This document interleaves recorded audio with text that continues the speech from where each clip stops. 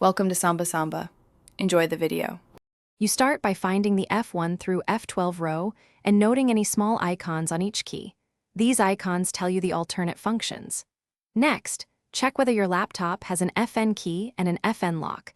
Some models show a tiny lock or an LED when active. Once done, decide if you want the top row to act as F keys or media keys by default. This matters because the system interprets the same key differently. Setting the preferred mode avoids repeated use of FN. You now change how those keys behave. Press FN plus ESC on many laptops to toggle FN lock, or reboot and enter BIOS/UEFI to set function key behavior permanently. Once set, use plain F keys for shortcuts in apps or press FN plus F# to trigger media, brightness, or airplane mode. This is why knowing the icons matters. If you need more control, install the vendor's keyboard utility. It often lets you remap keys and create custom shortcuts, making repetitive tasks faster. Finish by testing the F keys across programs.